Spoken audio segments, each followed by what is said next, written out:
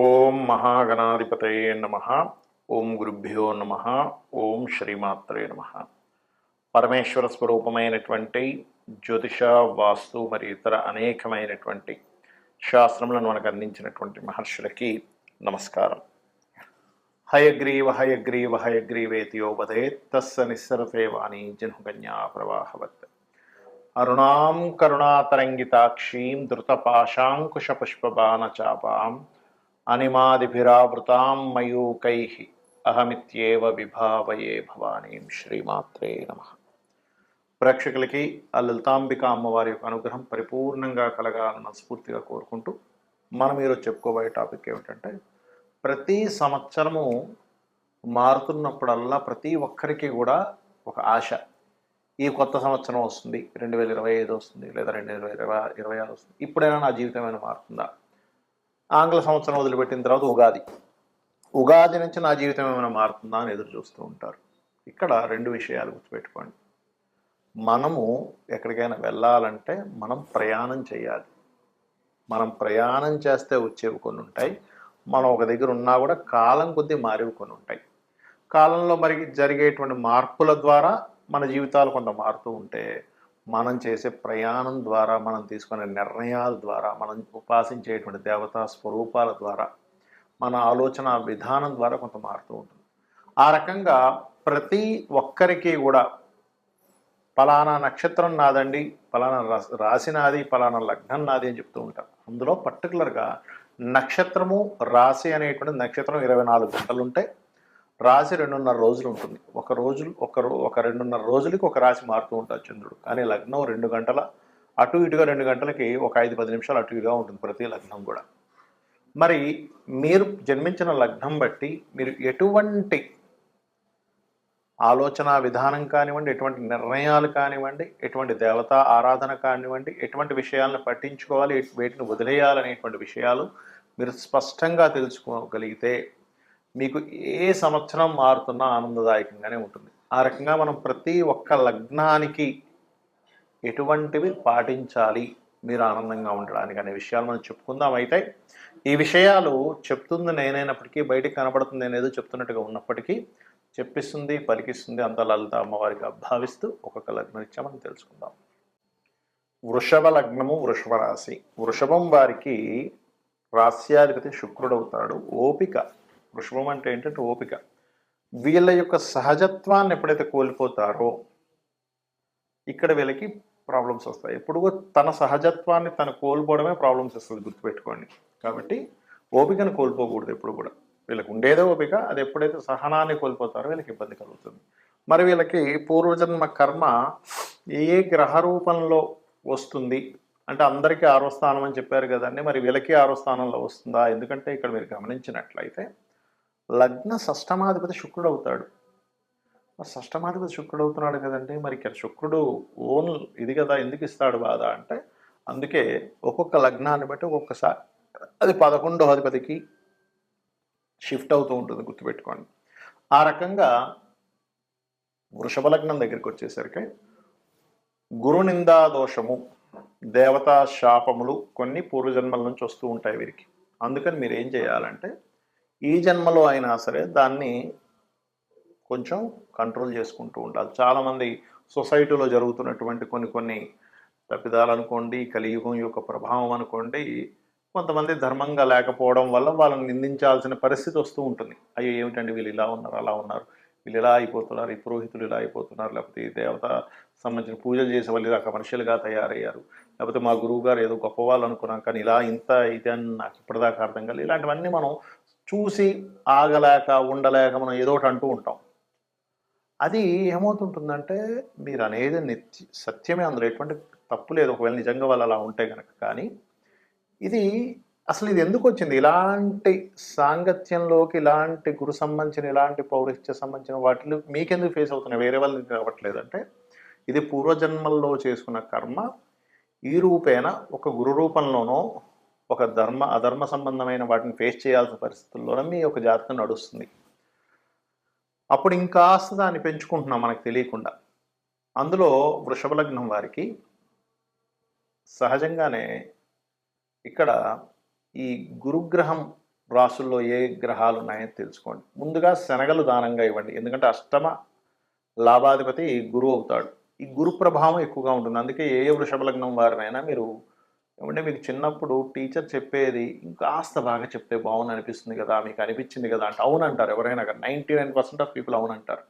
ఎందుకంటే వాళ్ళకి పూర్వజన్మ వాసన అలా కంటిన్యూ అయిపోయింది. ఇదా కాదు, ఇంకా ఇలా చెప్తే బాగున్నా, అలా చెప్తే బాగున్నా. అందుకని మీరు ఏం చేయండి, శనగలు ఎక్కువగా దానంగా ఇస్తూ ఉండండి. రెండవది, ధనస్సు రాశి లేదా మీన రాశిలో ఉండే గ్రహాలకు సంబంధించిన దానాలు వీడియో ఎండింగ్ వరకు చూస్తే ఏ గ్రహానికి ఏ దానమో నేను చెప్తాను, వినొచ్చు. అలాగే ఎక్కువగా నామస్మరణ, ఓం నమో నారాయణాయ, విష్ణు సహస్రనామాలు లేదా విష్ణు సంబంధించిన వెంకటేశ్వర స్వామి ఆరాధన చేసుకోవచ్చు, విష్ణువుకు సంబంధించిన ఏదైనా చేసుకోవచ్చు. కాకపోతే మీకు పంచమంలో ఏదైనా గ్రహం ఉంది, ఉదాహరణకి వృషభ లగ్నానికి పంచమం అంటే కన్య అవుతుంది, అందులో ఏదైనా గ్రహం ఉంది, అప్పుడు విష్ణువుతో పాటు ఆ గ్రహ దేవత ఆరాధన కూడా చేసుకోండి. అన్ని విధాలా మీకు బాగుంటుంది. ఇక్కడ ఏ గ్రహం అంటే ఏ దానము, ఇక్కడ దానాలు రెండు రకాలుగా ఉంటాయి. చాలామంది అడుగుతుంటారు, ఏమండి మేము ఆలయంలో పురోహితుడికే ఇవ్వాలా, పేదవాళ్ళకి కూడా ఇవ్వచ్చా? ఖచ్చితంగా ఇవ్వచ్చు. కాకపోతే దాని ఫలితంలో మార్పు ఉంటుంది. అంటే ఎలా అంటే చిన్న ఎగ్జాంపుల్ చెప్తాను చూడండి.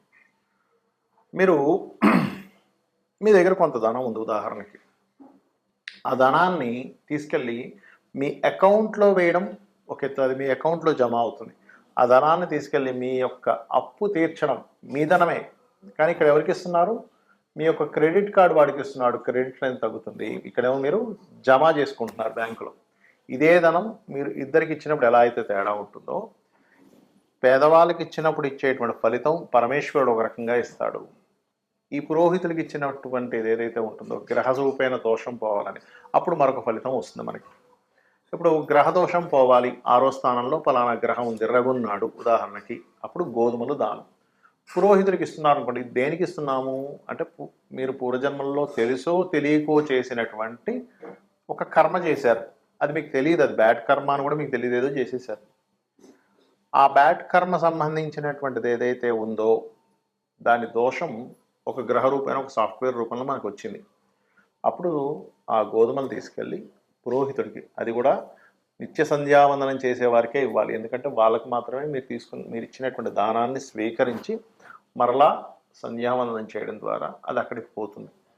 అలా మీ సంకల్పం చెప్పుకొని, ఇందులో కూడా చాలా వేరియేషన్స్ ఉన్నాయి. చాలామంది ఏమంటుంటారంటే నాకు ఫోన్ చేసి, ఏమండి టెంపుల్కి వెళ్ళాము దానం ఇద్దామని, అక్కడ ఆ మూలను పెట్టేసి వెళ్ళిపోండి అన్నారు, అలా ఇస్తే మనకి ఫలితం వస్తుందా అని అడుగుతుంటారు. నేను ఒకటి చెప్తాను, మీరు ఒక బ్యాంకు వెళ్ళారు, మీది ఏదో ఎందులోనో ఒక బ్యాంకులో మీకు అకౌంట్ ఉంది, అక్కడికి వెళ్ళి ఆ బ్యాంకులో ఒక మూలం ధనాన్ని పెట్టేసి వచ్చేసారు. మీరు మీ అకౌంట్లోకి వెళ్తుందా?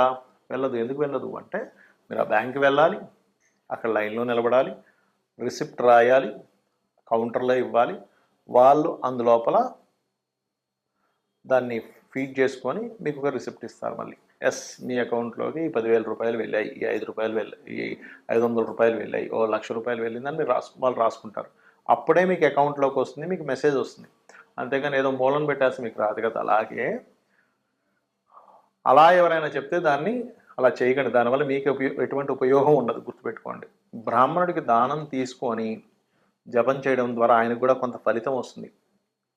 జపం చేయకపోతే ఆయనకి మంచి ఫలితం రాదు. జపం చేస్తే మీ దగ్గర దానం తీసుకొని ఆయన మరలా గాయత్రి చేసుకున్నందుకు ఆయనకి అమ్మవారి అనుగ్రహం పెరుగుతుంది, మీకు దోషం పోతుంది. కాబట్టి ఈ రకంగా మరి పేదవాళ్ళకి దానం ఇవ్వడం ద్వారా ఎటువంటి ఫలితం వస్తుంది? ఇది పుణ్యాన్ని పెంచుతుంది. అంటే ఇదేంటి, అకౌంట్లో బ్యాలెన్స్ వేయడం లాంటిది. అంటే నెక్స్ట్ జన్మకి మీకు ఒక పుణ్యం పెరుగుతుంది పేదవాడికి ఇచ్చినందుకు.